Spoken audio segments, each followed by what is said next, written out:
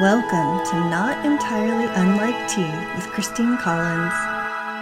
Hey there, it's Christine Collins, and today I thought it would be fun to talk about something that we have probably all experienced at some point in time, and that is when you are tired, you didn't get enough sleep, or you're particularly stressed, you may happen to notice that it is even more difficult to transition from one thing to another in your life, whether we're talking about task or even just daily life things. Getting in or out of the shower, getting your teeth brushed, getting dishes cleaned up, all those various different types of things that are transitioned from doing one thing to doing another thing are even more noticeably difficult when we are tired, and may be further enhanced with neurodivergent people. So there's a lot of neuroscience behind these processes, things including executive function being depleted. When you're tired, your prefrontal cortex, task switching, self-control, motivation, those things are less active. And that can make it more difficult to initiate a new action or stop an ongoing one. There can also be a little bit of imbalance with neurotransmitters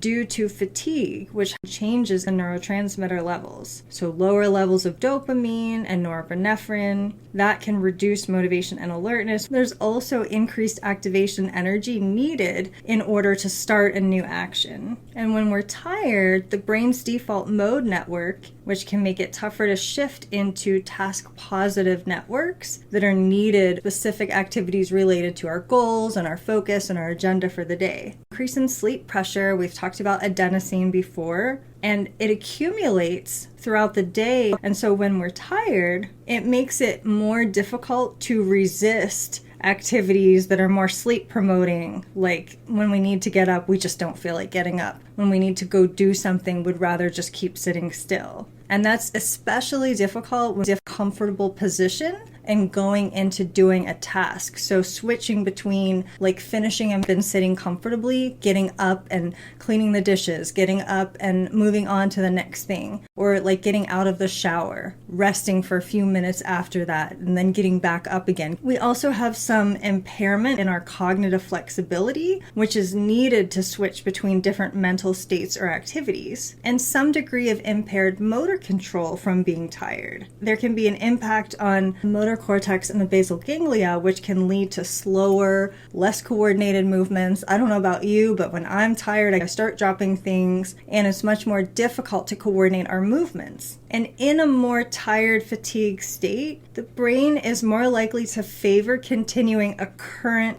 activity, so that inertia over having a change of activity happening. It actually takes a lot more cognitive physical effort to get up and go. So what can we do about those things? So there are a lot of practical things, and these will be useful for the most part, even when you're not tired, in terms of task switching. Those of us who are neurodivergent, who may struggle anyway with executive function, that is one reason for myself. I have found that I prefer to stay in one thing for a longer period of time once I get going, because the energy needed to get started is much greater than the energy needed to keep going and to stay in flow, especially when I hit a rhythm with that task and I'm really getting into it and I'm kind of getting in the zone, is working in a flow state. And because task switching requires so much more energy, it's much easier to keep doing the same of one thing versus switching all around. So you can kind of organize what you need to get done in kind of little groups. So if you're making a meal, making all of the little pieces that are similar to each other, like in one section of the kitchen perhaps. If you're prepping something, if you're doing laundry or folding clothes or doing some kind of household task, batching things up can be very beneficial. Figuring out how your energy flows best. So for me, I've always found it challenging for something like this, for example, to like record and then edit all of those little pieces in one sitting. It's a lot easier if you're in kind of a recording mood where you're feeling a little bit chatty and you're ready to sit down and record some things. On a different day, when you're not feeling so chatty, but you are kind of more in that editor mode, then going in and doing your cutting and pasting, whatever you need to do, Same with writing a blog or social media content, batching it by energy. So we've talked about the creator energy, the editor energy, the planner energy, and having these different energies exist within the creation process, particularly if you're neurodivergent. It's also helpful to break things down into really small pieces, and I find this to be even more beneficial when I'm tired, because a large task can feel even more daunting than when you're not tired. So if you're telling yourself, I have to get up now and go do this like really difficult activity, it's much easier if you say, what if I just got up and did 5 minutes? I just got up and cleaned out one drawer. Or what if I just got up and did one dish? And the thing about momentum is that often, once you get going, you're not going to just stop at cleaning the one dish. But you've given yourself permission to do it that way if you really only have the energy to do that 5 minutes or that little thing. And that can often make it feel easier to begin and move into that next task or activity. Some people find it useful to use external cues like an alarm clock going off. I'm not personally one who has found that to be helpful for me, but I know a lot of people because I actually could see where that would be useful, especially if you're prone to forgetting what's supposed to happen next. Or if you're in a situation perhaps where you are experiencing a lot of overwhelm and just keeping track of things is really leading to procrastination or the inability to move forward. Having it really orchestrated that way might work really well for you, where you have it with alarms set up or little reminders, whether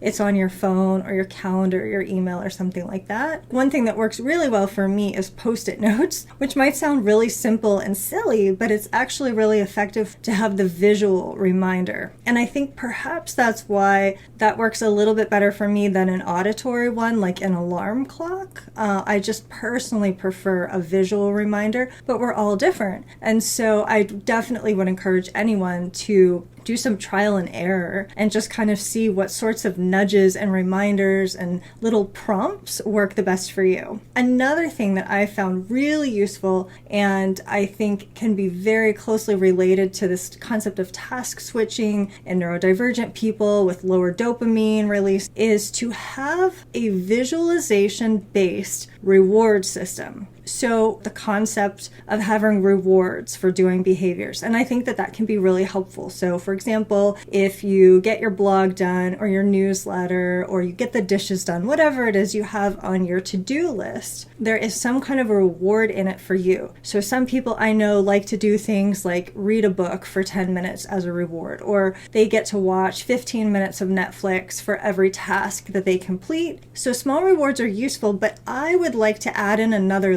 layer, knowing what we know about visualization. So I've talked about this in other podcasts and in other settings. So visualization is recorded in our brain in a similar way to memory, which makes it extremely impactful if there is something we want to accomplish or experience. Speaking specifically about doing an action, because we're talking about difficulty with task switching and moving into a new activity, visualizing yourself doing that next activity with a focus on the rewarding aspect of that. So let's just say that your activity is to create a newsletter. And let's say that 9 out of the 10 steps in creating that newsletter are really boring to you, but there is one part you enjoy doing. So for me, it's usually I get to make a new image or graphic or something like that. That's kind of the fun part. And that for me is the incentive to get the rest of it done. I know that these activities are great for business. They're helpful for my audience and my clients. Like there's a benefit there to everybody. So logically, I understand the value in completing that task, but a lot of the logistics behind it are not so fun. You know, just setting up the formatting and all that kind of stuff. But if there is an aspect that you do really like, visualizing that process with that little reward piece and that incentive piece can be very beneficial because you're kind of getting two things there at once. On the one hand, in practicing the art of visualization, you are actually recording that and your brain is taking it in as something that you are doing. And then secondly, you're adding in the reward feature, the dopamine boost. For me, as I'm sitting there struggling to transition to the next task because I'm tired, as I start to imagine myself getting up, going to my desk, doing these things that I know I need to do, and then I work in that piece like, oh, new graphic, I start to feel excited about doing that part of it.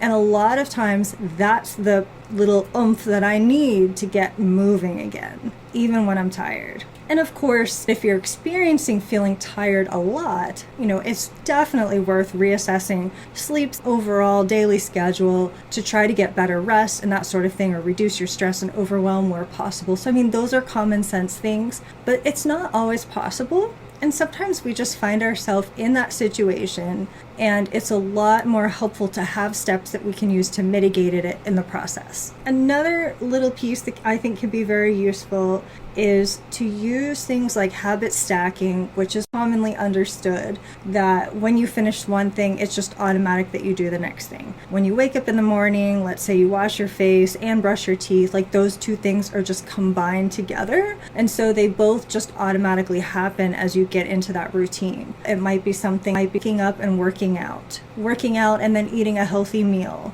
Or when you do your newsletter, you automatically update something on your website. Or those types of things where those activities are just married together. They're part of a pair that automatically co-occur. And then when you're doing one, you're automatically going to do the other one. And so it's really helpful if you pair up things that are more and less exciting for you.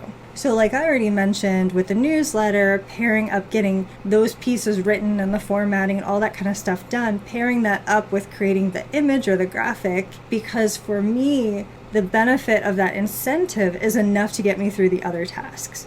Not always, but most of the time. And most importantly, with these and any types of suggestions that you may get on handling these types of different things, is that you customize it to yourself, because we are all different. And I am never one to believe in a one-size-fits-all strategy or a paper doll cutout strategy. We're all really unique. And so I would definitely just encourage you to play around with different things, do some trial and error, and see what works the best for you. Because just because I mentioned it that it works for me doesn't mean that it would be a fit for you. And of course, you can always modify, tweak, and adjust various different ideas as you go. So I hope you found this to be helpful. If you would love additional mindset support around the areas of motivation, and even have a little bit of practice with visualization like we talked about, you would probably love my mindset membership, which is a $7 a month membership that gives you access to a whole variety of hypnosis audios, along with EFT tapping videos, yoga nidra journeys, as well as some little meditations. So you get a very complete repertoire of mindsets there for you on demand, around the clock, at any time that you need it. And until we connect the next time, I wish you a most magical and creative rest of your day. Thanks for listening. This is Christine Collins at transformcreate.com.